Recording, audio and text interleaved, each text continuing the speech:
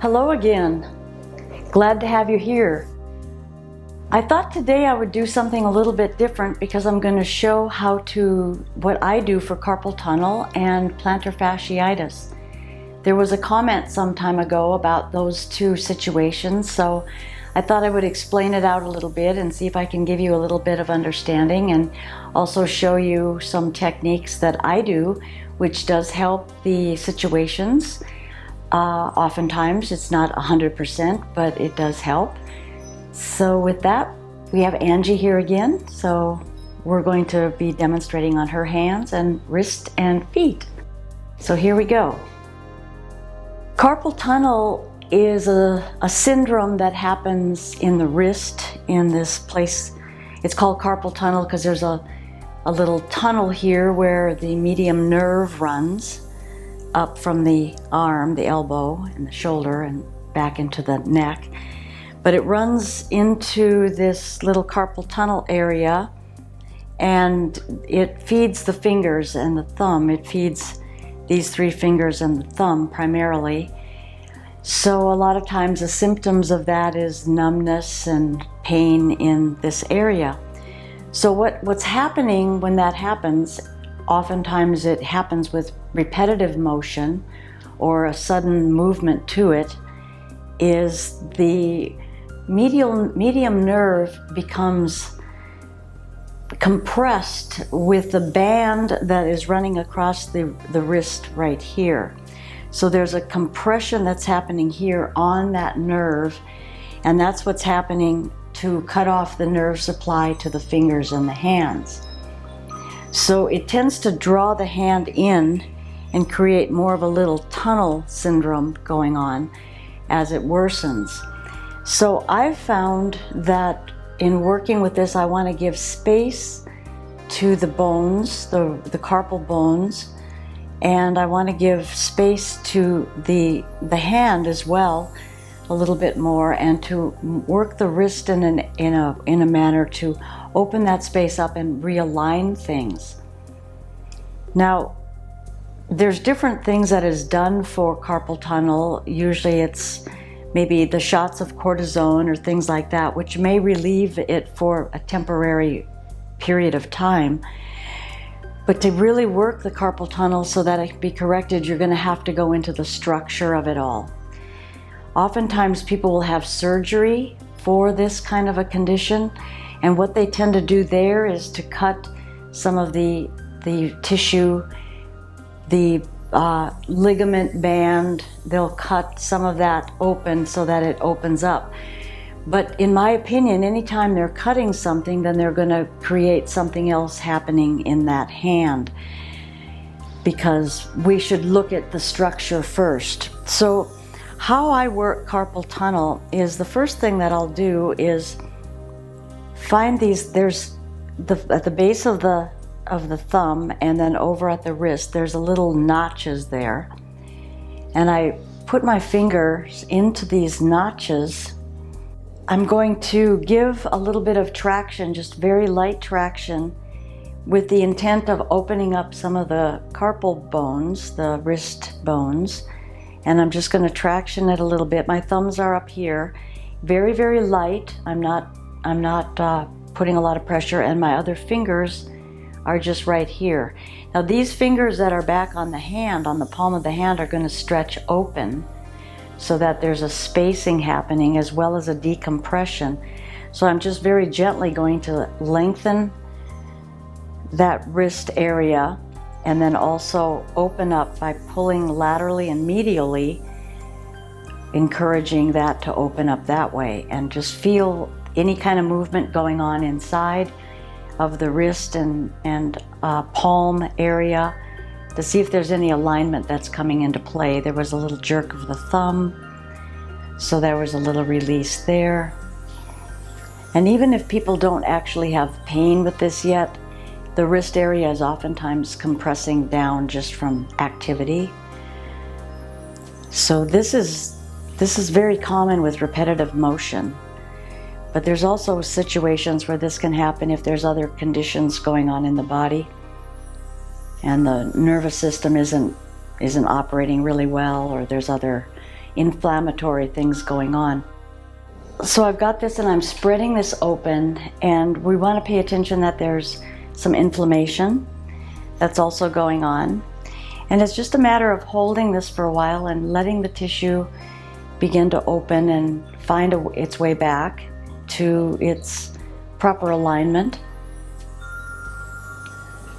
Repetitive motion is really tough. There's a lot of things with repetitive motion that puts us into a pattern that's not good. And her thumb is doing a lot of little tricks. It's jumping around a little and releasing. So there's some kind of compression going on here.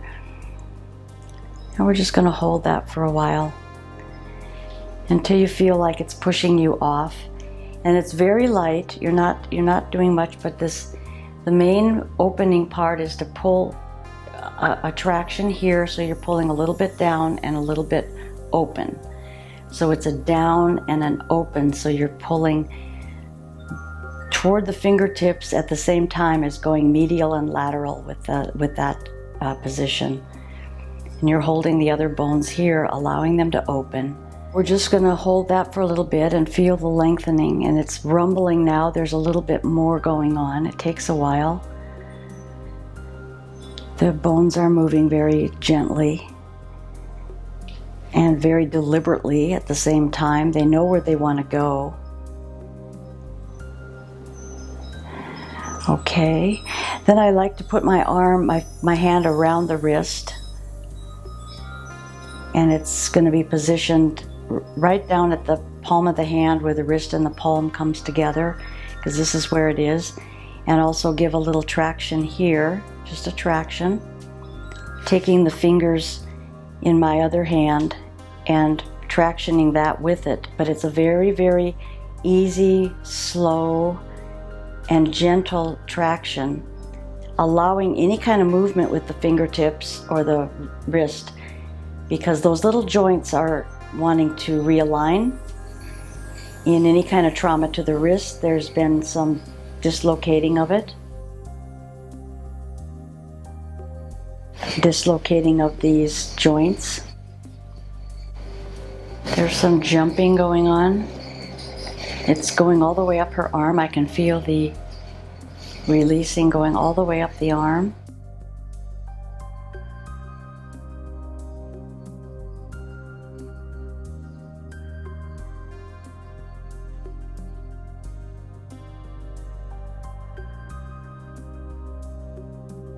And there's still a lot of movement around the thumb, but I'm also feeling, but there's a release going up into the elbow as well. So when you start to work on people and you're working in these kind of modalities, you have to realize something, that there's two schools of thought about how the body operates.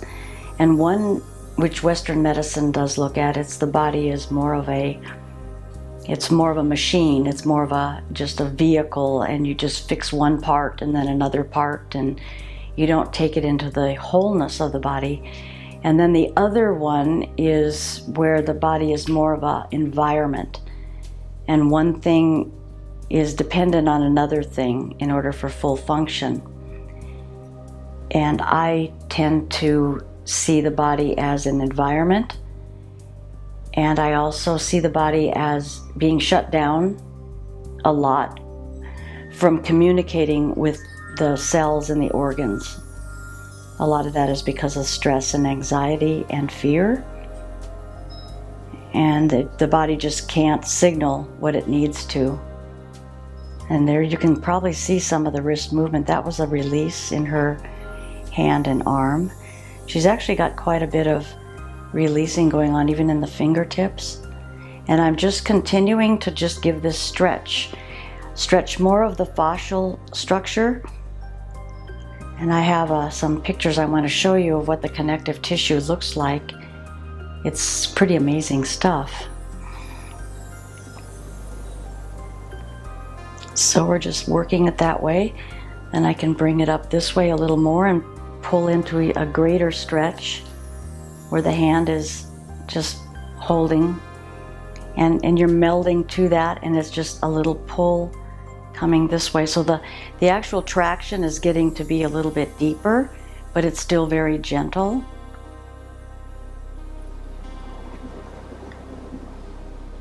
And there's movement in the hand. So there's a lot of realignment and a lot of releasing from what's happened with this wrist. Okay.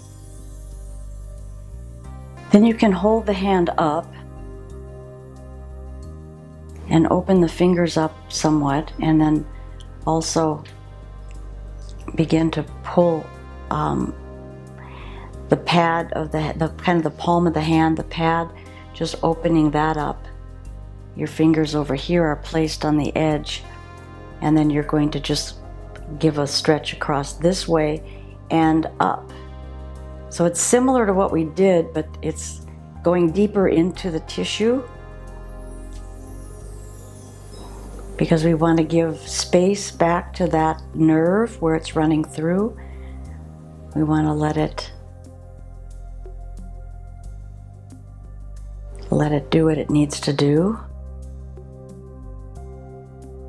And then it's a good idea to also check with the elbow, putting the fingers on either side of this elbow joint, and then allowing for another little bit of traction going on where you're just going to be tractioning that hand.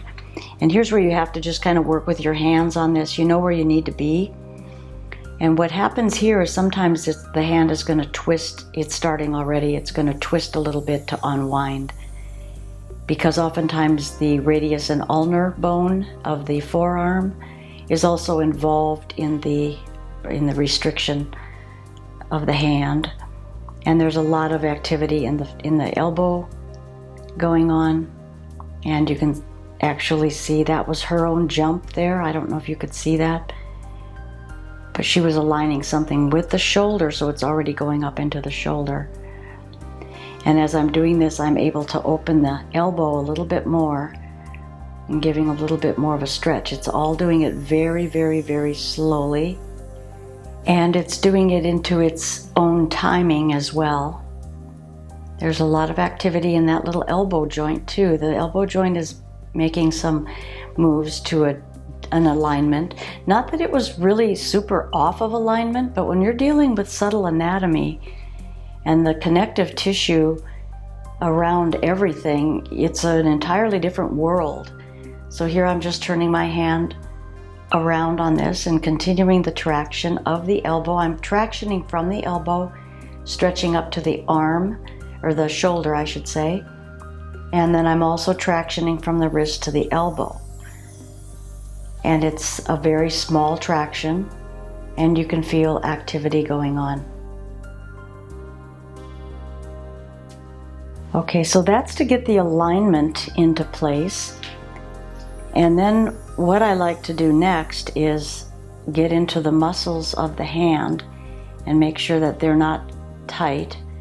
So I'm just going to work into some of these muscles that are between the fingers. There's a lot of tendons going on in the palm, but there's also muscles. And so I'm just making little circular motions here, and I'm not going deep, just to feel what's going on, because there are little joints in here. The other thing that I like to do is find those joints and drain them, because oftentimes there's lymph fluid that's been kind of stuck in those areas. And so I'm just rotating this finger down here, allowing the joint where this finger is to, I'm just right below that joint, and I'm moving the finger back and forth to allow that joint to be kind of milked out. And I'm going to do that with every finger.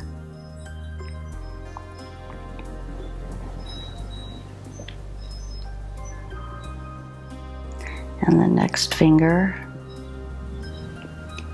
This is to get any kind of fluid that's there, to get that moving.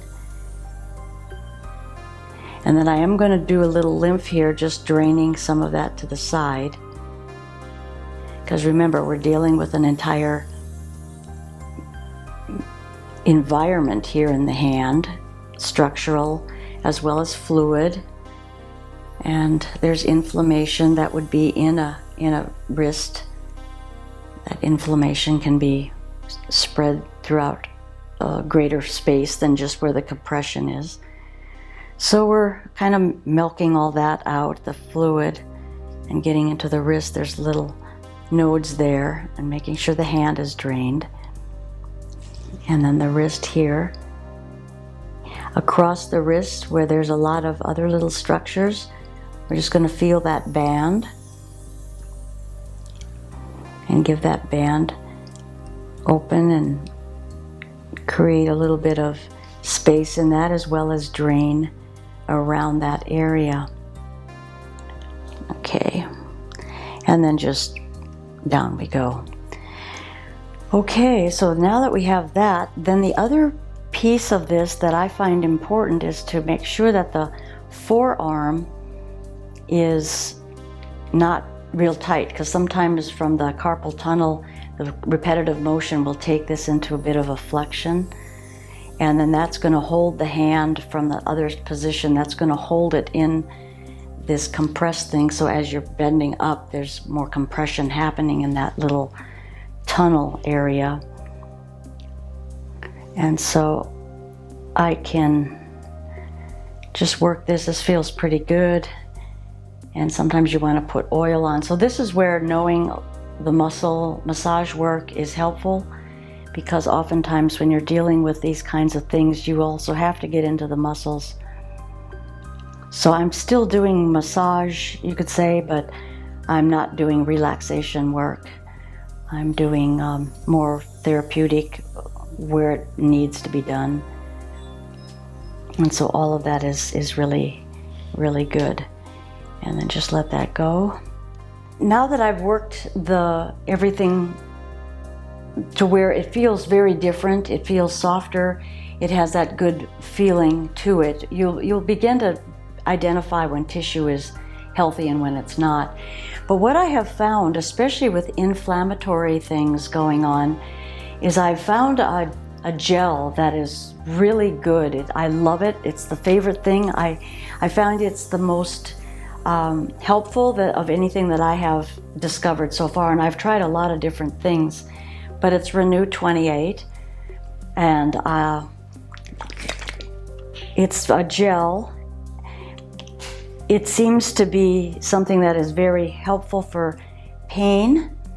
There's a lot of different other products out there for pain. This is the one that I prefer, so you can find your own thing on that. And I'm just going to rub this in down through the wrist very, very gently, because this is where the inflammation is, primarily in carpal tunnel. Okay, so that is going to be what I would do. I don't want to overwork the hand and the wrist. I have had an injury, carpal tunnel syndrome, actually in my right hand, and it's not active right now, but I was just packing up some things, and I have like 5 different braces that are really worn out that I used to wear. And so I was curious what I would find when she touched and worked on my wrist and hand today. One thing that I noticed was the traction that she talks about is so light. And I used to be an occupational therapist working in a clinic, and we did traction way harder than that on knees and wrists and this kind of thing. And it always strikes me that light traction, like she said, you don't hardly know or feel that anything's going on. But there were times when she was way down at my wrist and I felt it like way up here, another old injury. And it just helps me to know that there's so much going on in that subtle world that she speaks of. If you're a therapist and you're working this, or even if you're working on your own self with it, just begin to feel around and let those bones come back into place. Work it the way you need to, bending it around, letting the body lead you as you do. And then if you're looking for some kind of remedy to put on the outside. You can find various different salves. The one that I like the best is, of course, the one that I'm telling you about, which is Renew 28. And you can find that on my website. So anyway, there we go with carpal tunnel.